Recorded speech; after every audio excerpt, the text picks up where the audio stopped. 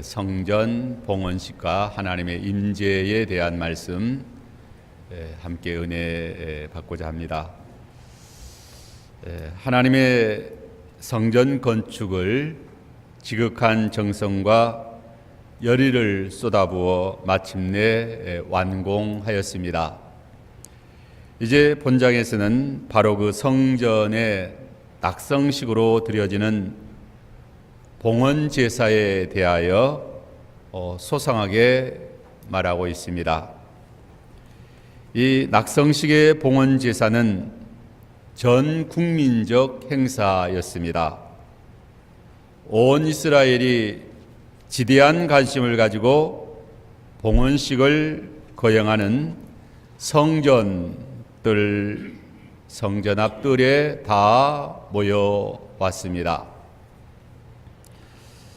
성전 봉헌식은 왕으로부터 시골 마을의 필부에 이르기까지 온 이스라엘이 참여하여 경악 가운데 성대하게 거행된 것입니다. 이는 곧 성전을 중심하여 이제 온 이스라엘 백성이 하나님 앞에서 진정 하나님의 백성으로 하나 되었음을 나타내 보여주는 것입니다. 이는 오늘 우리 교회 모든 성도들이 교회의 머리 되시는 예수 그리스도를 중심하여 한 몸으로 연합되어 있음과 같습니다. 구약의 성전은 예수 그리스도를 가리키고 또한 동시에 우리 성도를 가리킵니다. 성전 봉헌식에서 가장 중요한 것은 성전 내소, 즉 지성소에 하나님의 임재의 표상인 언약궤를 안치하는 것입니다. 그 언약궤가 안치되자 성전에 하나님의 영광이 가득히 임하였다라고 했습니다. 모든 것이 훌륭하게 완공된 성전에 하나님의 언약궤가 마침내 안치되자 하나님께서 그 성전을 기쁘게 받으셨음을 의미하는 여호와의 영광의 구름이 가득히 그 성전에 임하였다라고 했습니다. 성전의 봉헌식의 첫 번째 순서인 언약궤를 지성소에 안치한 것과 하나님의 영광의 임재에 대하여 이 시간 함께 상고함으로 은혜 받고자 합니다. 첫째로 언약궤를 지성소에 안치하였습니다. 하나님의 언약궤를 지성소에 안치하는 것은 성전 건축에 있어서 가장 중요한 일인 것입니다. 왜냐하면 성전을 성전이게 하는 전원이 바로 언약궤이기 때문입니다. 만일 성전에 언약궤가 없다고 상상해 보면 그것은 참으로 성전일 수가 없는 것입니다.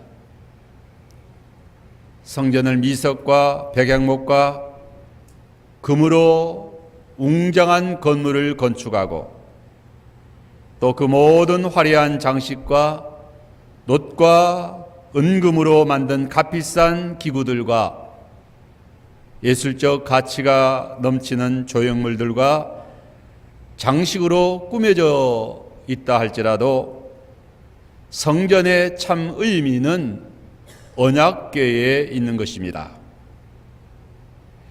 언약궤가 없는 성전은 성전으로서의 가치가 없는 것입니다. 성전이 성전되게 하는 것은 하나님의 언약궤이기 때문입니다.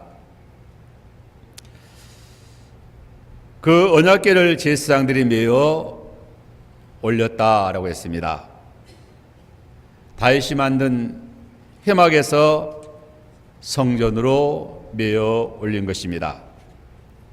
1절에 보면 여호와의 언약궤를 다윗성 곧 시온산에서 메어 올리고자 하여, 여기 시온은 예루살렘 동남쪽에 자리 잡고 있는 구릉 이름입니다. 이곳에 세워진 다윗성을 산성 다윗이 여봇 사람들에게 빼앗아 다윗성이라 이름하였습니다. 그리고 다윗은 이곳에 해막, 성막을 설치하고 여호와의 궤를 안치하여 놓았습니다. 그러면 성전을 건축한 곳은 어디일까요? 솔로몬이 예루살렘 모리아산에 여호와의 성전을 건축하였다라고 했습니다. 이 모리아산은 전에 여호와께서 다윗에게 나타나신 곳이요, 다윗이 성전 건축할 장소로 정한 곳이다 라고 했습니다. 역대하 3장 1절에 보면 솔로몬이 예루살렘 모리아산에 여호와의 전 건축하기를 시작하니 그곳은 전에 여호와께서 그의 아버지 다윗에게 나타나신 곳이요 여붓 사람 오르난의 타작마당에 다윗이 정한 곳이다 라고 했습니다. 다윗이 그 인구 조사로 하나님 앞에 재앙을 받을 때에 오르난의 타작마당을 사서 하나님 앞에 제사를 드릴 때에 하나님이 그곳에 나타나셔서 제사를 받으시고 재앙을 그치게 하신 그 바로 오르난의 타작마당이 모리아산 성전을 건축한 곳입니다. 이 모리아산은 아브라함이 그 이삭을 번제로 드린 곳이기도 합니다. 하나님이 아브라함에게 내 아들 내 독자 이삭을 모리아산에 가서 번제로 드리라 라고 말씀하신 그 말씀을 순종해서 아침에 일찍 일어나 3일 길을 걸어가 모리아산에 올라가 그 아들 독자 이삭을 잡아서 번제로 드리려고 할 때 하나님이 아브라함을 급히 부르시고 이삭에게 손대지 말라 하시고 한 수양을 하나님 앞에 제물로 드리게 했습니다. 성전을 건축한 예루살렘은 하나님이 약속한 가나안 땅 중에서도 이렇게 하나님이 특별히 나타나셔서 하나님이 임재하셔서 은혜를 베풀어 주신 그러한 모리아 산이었습니다. 하나님께서 가나안 땅을 이스라엘 백성에게 주시고 그 가나안 땅 전체에 대해서 세초부터 세말까지 여호와의 권고가 함께하는 땅이다라고 말씀해 주셨습니다. 그 가나안 땅 중에서도 예루살렘은 성전을 건축한 곳은 이렇게 하나님이 특별히 임재하셔서 은혜 베풀어 주시고 만나주신 그러한 장소였던 것입니다. 이제 성전 봉헌식을 초막절에 거행하였다라고 했습니다. 2절에 보면 이스라엘 모든 사람이 다 에다님을 곧 일곱째 달 절기에 솔로몬 왕에게 모이고 이스라엘 장로들이 다 이름에 제사장들이 궤를 매니라. 여기 에다님을 곧 일곱째 달 절기는 초막절입니다. 이 초막절은 유대 종교력으로 7월 15일부터 한 주간 동안 초막을 짓고 초막에 거하며 절기를 지키는 절기가 초막절입니다. 이 7월은 오늘 양력으로는 9월, 10월에 해당됩니다. 이 초막절은 또한 수장절이기도 합니다. 연종의 밭의 농작물을 수확한 후에 감사절로 지키는 절기, 연중 절기 중 가장 크고 즐거울 뿐 아니라 제일 마지막으로 거행되는 그러한 수확의 절기가 수장절이요 초막절인 것입니다. 이 절기는 광야 생활을 기념하기 위한 절기입니다. 이스라엘 백성이 광야에서 40년 동안 유리하며 초막 생활하였는데 이제 하나님께서 가나안 땅을 기업으로 주시고 좋은 집을 건축하게 하시고 또 기름진 밭과 또 좋은 농토를 주시고 또 풍성한 수확을 거두어 복되게 살게 하신 그 은혜를 광야 생활을 회상하며 하나님 앞에 지키는 절기가 초막절이요 수장절인 것입니다. 이러한 초막절에 성전 봉헌식을 거행하게 된 것은 참으로 그 의미가 깊습니다. 다윗은 고백하기를 나는 백향목국에 거하는데 하나님의 계에는 장막에 있음을 늘 죄송하게 생각했다라고 했습니다. 역대상 17장 1절에 보면 다윗이 그의 궁정에 거주할 때에 다윗이 선지자 나단에게 이르되 나는 백향목국에 거주하거늘 여호와의 언약궤는 휘장 아래에 있도다. 왕궁을 잘 건축하고 백향목국에 호화롭게 살고 있는데 또 이스라엘 모든 백성들은 좋은 견고한 튼튼한 집을 짓고 편하게 살고 있는데 여호와의 궤는 천막 아래 휘장 아래 있다라고 했습니다.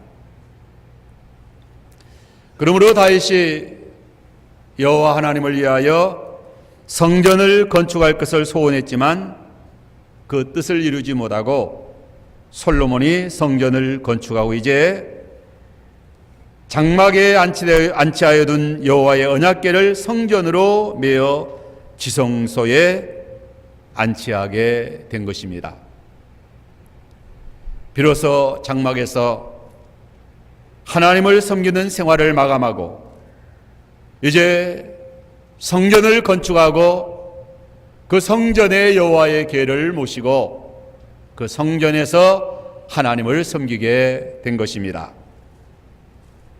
솔로몬이 건축한 성전은 레바논의 백향목과 잣나무와 크고 귀한 돌들을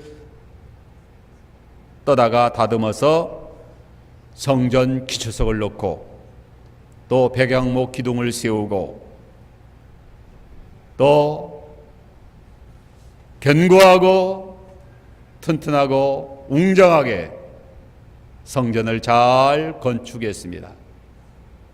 그 성전의 안은 다 금으로 입혔다라고 했습니다.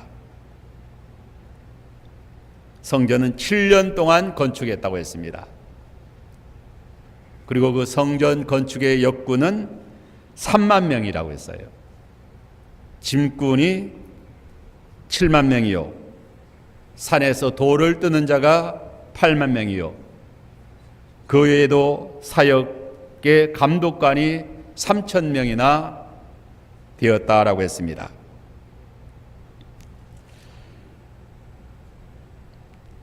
이렇게 건축한 성전 봉헌식은 참으로 전 국민의 축제의 날이 아닐 수가 없습니다. 그 어떤 기록에 보니까 성전 건축비가 인류 역사상 가장 많은 건축비가 들었다라고 말합니다.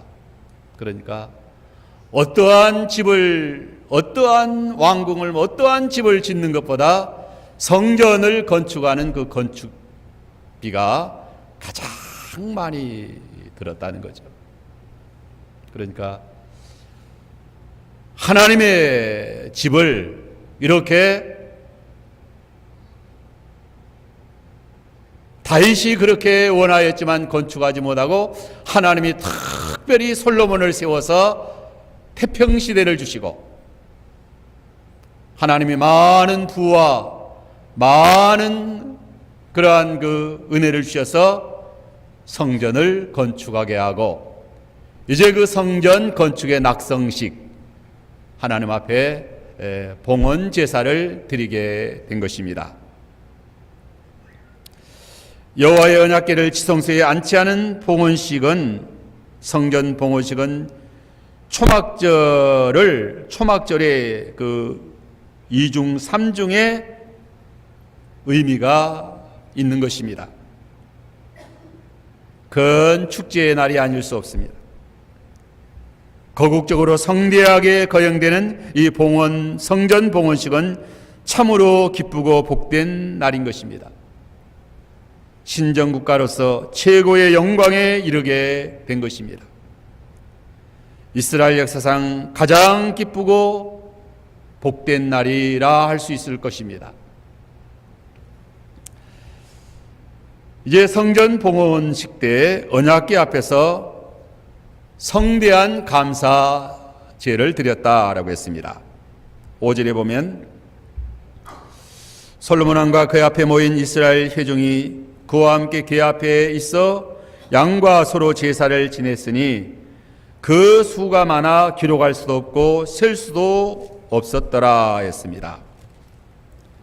이 제사는 언약궤가 지성소에 안치되기 전 제단이 있는 성전 안뜰에서 거행된 것입니다. 성전 안뜰에 큰 제단을 만들어 놓았는데 보통은 그 제단에서 이제 하나님 앞에 제물을 드리며 제사를 지냅니다. 언약궤를 그 제단 안에 내려놓고 그 궤 앞에서 감사와 기쁨의 제사를 성대하게 하나님 앞에 드렸습니다. 이때의 제사는 기쁨과 감사의 제사요 잔치의 제사입니다. 성전 낙성식의 축하의 제사입니다. 열왕기상 3장 15절에 보면 솔로몬이 꿈에 하나님 앞에 지혜를 구하여 응답받은 후에 예루살렘에 이르러 여호와의 언약궤 앞에 서서 번제와 감사의 예물을 드리고 모든 신하들을 위하여 잔치하였다. 그래서 성전 하나님 앞에 제사를 드릴 때 화목제 또 이러한 그 잔치의 성격도 있는 것입니다. 성전 건축의 낙성식의 잔치는 이스라엘 민족이 거국적으로 치르는 큰 행사다. 이보다 더 큰 축제의 날이 없었을 것입니다. 그 유대 사가 요세푸스는 언약궤가 지성소에 안치되기까지 백성들이 노래하고 춤을 추었다라고 그렇게 말하고 있습니다. 이제 이 언약궤를 제사장들이 메어다가 지성소에 안치하게 됩니다. 6절로 7절에 보면 제사장들이 여호와의 언약궤를 자기의 처소에 메어 들렸으니 곧 성전의 내소인 지성소 그룹들의 날개 아래라. 그룹들이 그 궤 처소 위에서 날개를 펴서 궤와 그 채를 덮었는데 여기 여호와의 언약궤를 자기의 처소로 메어 드렸으니 곧 성전의 내소인 지성소라고 했습니다. 이 성전의 핵심이 그 처소인 지성소가 바로 하나님의 임재의 장소입니다. 성전 가운데 가장 중요한 곳이 지성소예요. 지성소는 아무나 못 들어갑니다. 1년에 한 번씩 대제사장만 특별히 자기와 백성의 제물을 가지고 한 번씩 들어가서 제사를 드리는 곳입니다.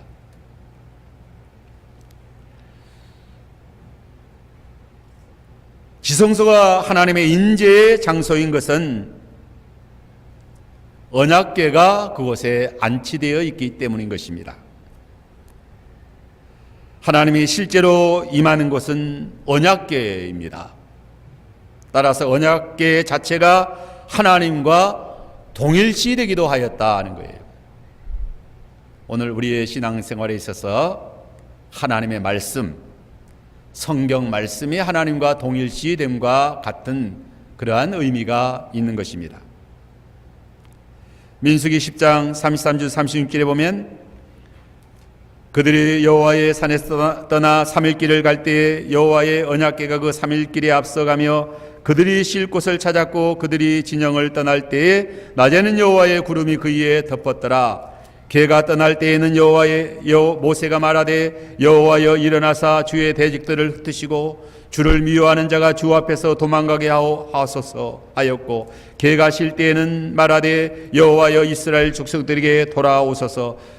걔와 함께, 그러므로 하나님은 걔와 함께 하신다. 언약궤와 함께 하신다. 우리가 여호수아가 요단강을 건널 때에도 제사장들이 궤를 메고 언약궤를 메고 요단강물에 발을 내디딜 때에 물이 멈춰섰다라고 했잖아요. 제사장들이 언약궤를 메고 요단강에 굳게 선 있는 동안은 물이 흐르지 않았다. 여리고성을 점령할 때에도 언약궤를 맨 제사장들이 그 여리고성을 하루 한 바퀴씩 돌고 마지막 날에는 7바퀴 돌 때에 그 여리고성이 무너져 내렸다라고 했습니다. 이는 하나님이 언약궤와 함께 역사하심을 보여주는 것입니다. 언약궤를 지성소에 안치됨으로 성전이 이제 참으로 하나님의 집, 하나님이 임재하시는 하나님의 성전이 된 것입니다. 성막에 있는 모든 기구들은 솔로몬의 성전의 규모에 맞추어 새롭게 다 제작되었습니다. 떡상이나 금향로나 다른 모든 기구들은 그 성소에 있는 것들은 메어다가 이제 창고에 보관하기만 하고 다 솔로몬 성전에서는 새롭게 제작되었어요. 하지만 하나님의 임재와 통치를 상징하는 이 언약궤만은 시내산에서 만들어진 바로 그것을 그대로 옮겨 지성소에 안치하였다라고 했습니다. 이 언약궤는 법궤라고도 말합니다. 언약궤는 모세가 시내산에서 받은 십계명의 두 돌판을 넣어두기 위하여 만든 궤가 언약궤입니다. 9절에 보면 그 궤 안에는 두 돌판 외에 아무것도 없으니 이것은 이스라엘 자손이 애굽 땅에서 나온 후 여호와께서 저희와 언약을 맺으실 때에 모세가 호렙에서 그 안에 넣은 것이더라 했습니다. 하나님의 언약궤 안에는 두 돌판 외에 아무것도 없다라고 했습니다. 이 두 돌판은 모세가 시내산에서 40일 40야 금식 기도하며 하나님께서 두 돌판, 한 돌판에 1계명부터 4계명까지 또 한 돌판에 5계명부터 10계명까지 하나님이 친히 그 돌판에 10계명을 새겨주신 그 두 돌판입니다. 이 두 돌판을 조각목으로 궤를 만들어 넣어둔 것입니다.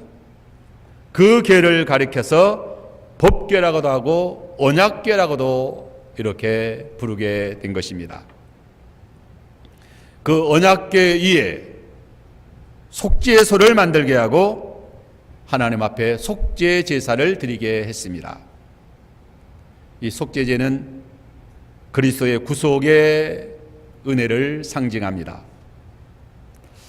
성전은 그리스도를 가리키고 성전에서 가장 중요한 언약궤와 그 위에 드리는 속죄 제사는 그리스도의 구속의 은혜와 하나님의 말씀을 가리킨다. 그리스도의 보혈로 제사함 받은 성도는 언약의 말씀을 붙들고 하나님을 섬기는 것을 가리킵니다. 구약시대 성전을 중심하여 하나님을 섬기는 것이나 신약시대 예수 그리스도를 중심으로 신앙생활하는 것은 이렇게 같은 것이다.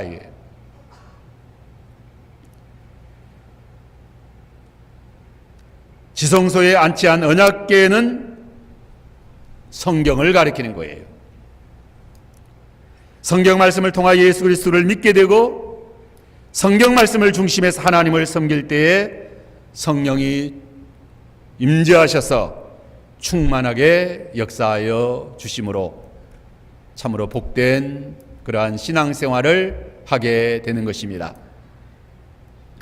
이제 하나님의 임재하심에 대해서 10절로 11절에 보면 제사장이 성수에서 나올 때에 구름이 여호와의 성전에 가득하며 제사장이 그 구름으로 말미암아 능히 서서 섬기지 못하였으니 이는 여호와의 영광이 여호와의 성전에 가득함이었더라 했습니다. 성전에 하나님의 영광이 가득히 임하신 것은 성전을 건축하고 언약궤를 지성소에 안치하고 하나님 앞에 제사 드림을 하나님이 기쁘게 받으심을 인증하는 것입니다. 하나님이 그 성전을 받으시고 언약궤 앞에서 하나님을 섬기는 그 제사를 받으셨음을 하나님이 표정하는, 인증하는 것으로 구름이, 하나님의 영광의 구름이 성전 안에 가득히 임하였다라고 했습니다. 역대하 5장 12절로 14절에는 그 제사장들이 언약궤를 지성소에 메어 안치할 때에 노래하는 네이 사람 아삽과 헤만과 여두둔과 그의 아들들과 형제들이 다 세마포를 입고 제단 동쪽에서 재금과 비포와 수금을 잡고 또 나팔을 부는 제사장들 그 120명과 노래하는 자들이 일제히 소리를 내어 여호와를 찬송하며 감사했는데 나팔을 불고 재금을 치고 모든 악기를 울리고 소리를 높여 여호와를 찬송하여 이르되 선하시도다 그의 자비하심이 영원히 있도다 하며 그때 여호와의 전에 영광의 구름이 가득히 임하였다. 하나님의 영광이 그때 임하였다라고 했습니다.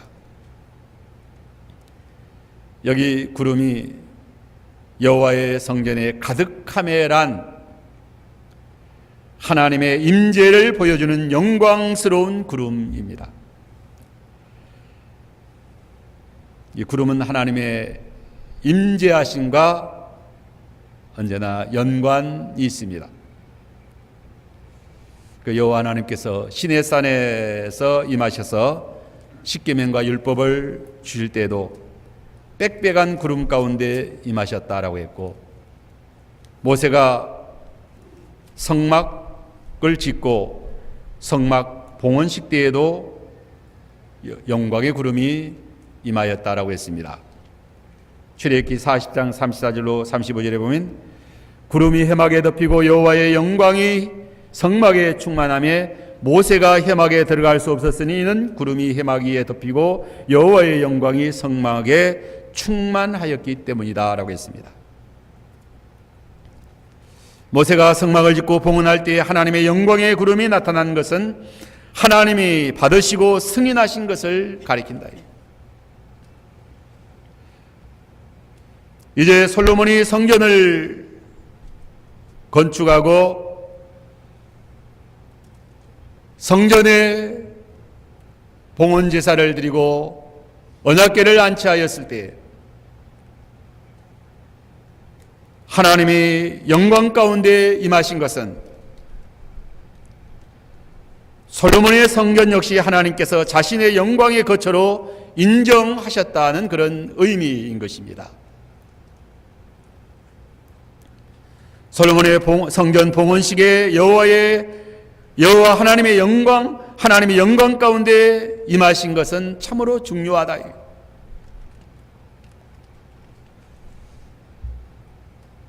하나님을 바로 섬기는 자들에게 임하셔서 하나님이 역사하여 주시는 것이다. 우리가 성경 전체를 통해서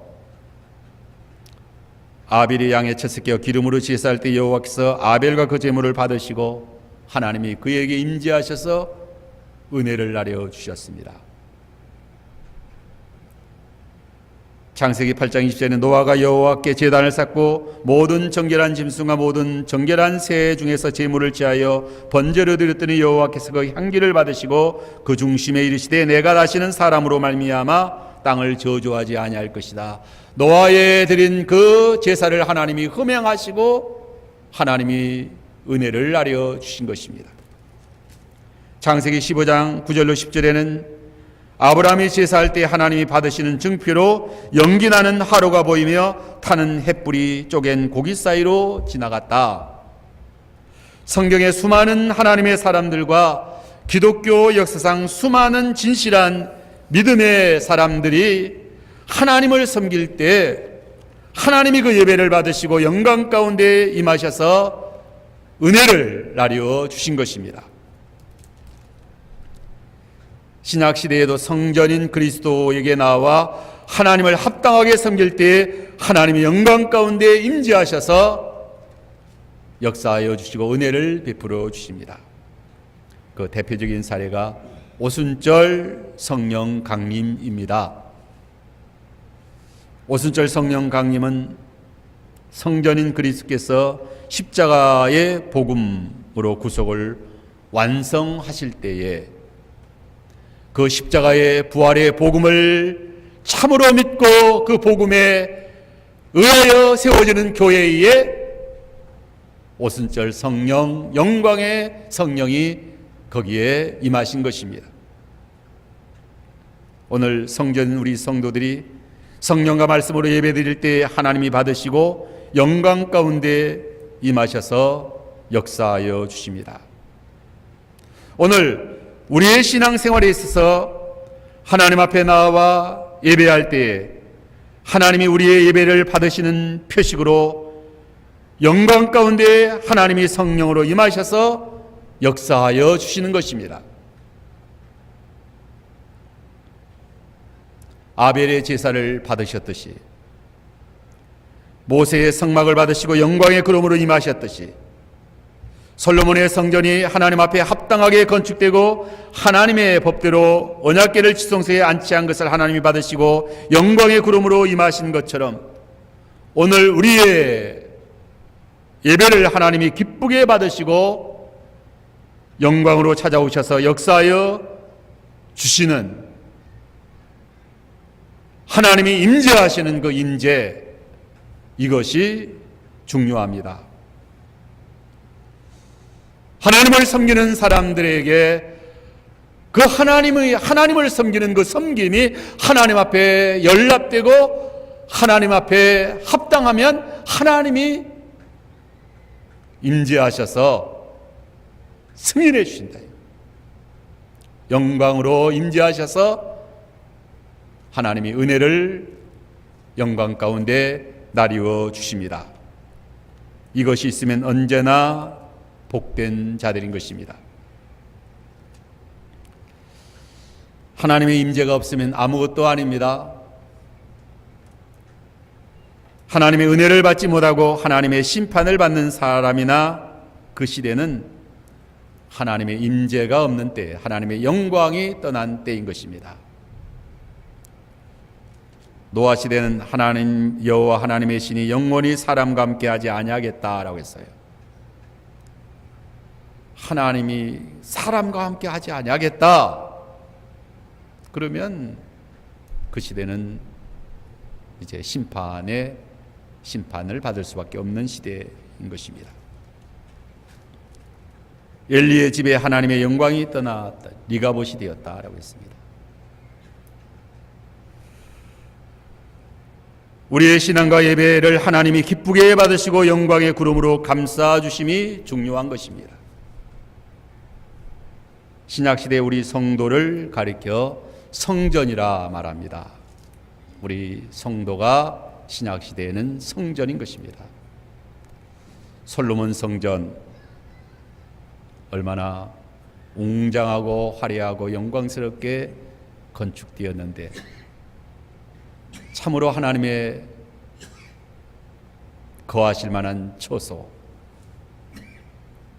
언약궤의 말씀대로 바르게 세워진 그 성전,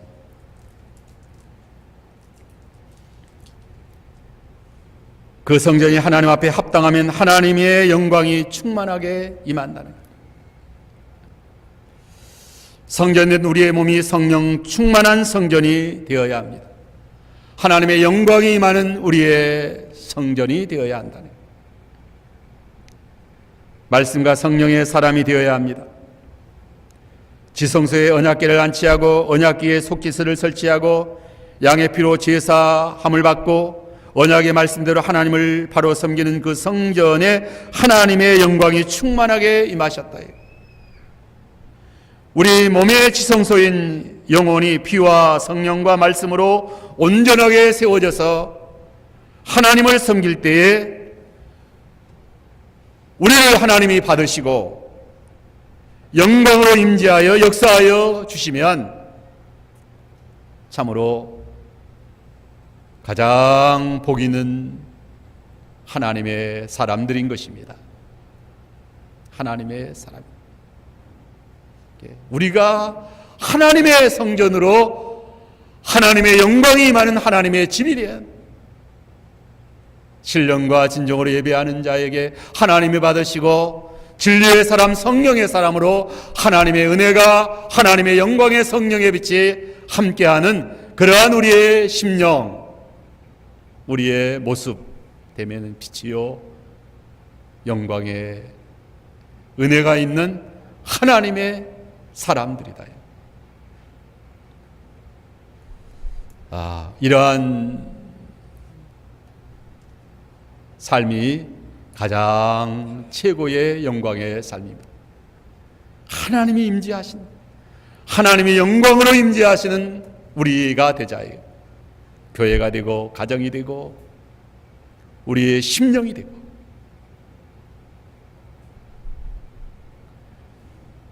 어느 시대나 어떠한 사람이나 하나님 앞에 드려지는 예배가 하나님 앞에 상달되면 하나님이 임재하셔서 영광으로 비추어 주시고 역사해 주십니다. 그러한 믿음 생활 잘하도록 해야만 되겠습니다.